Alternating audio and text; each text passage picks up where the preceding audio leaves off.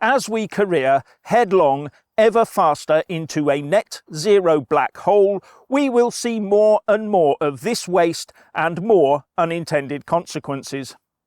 The National Audit Office has issued a report today where it slams the Department for Transport over its active travel plans for England. It's how to get everyone, well, the proles anyway, out of cars and onto bikes and shoe leather programme.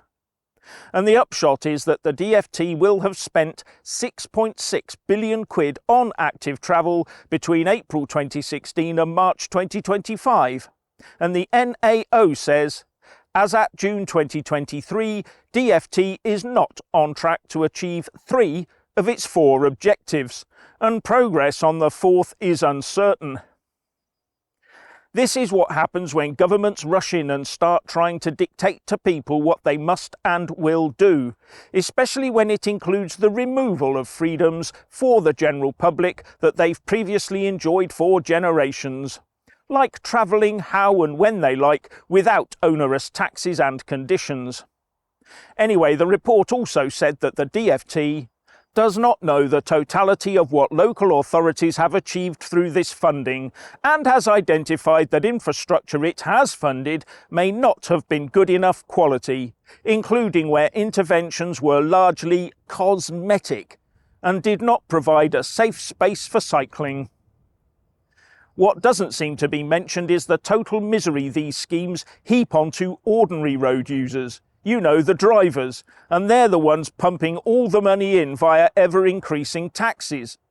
And on top of that, the report says that all the money spent and the way it was implemented locally resulted in some poor value schemes and potential adverse impacts on active travel in some cases.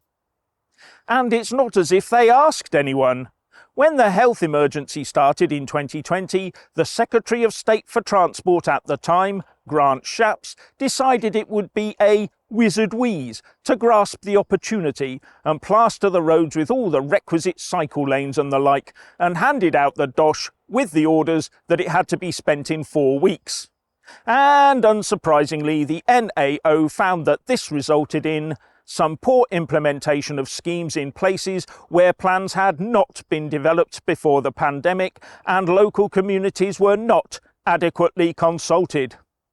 Brilliant work. And now we're on the verge of letting Keir Starmer's net zero obsessed Labour Party loose on our roads.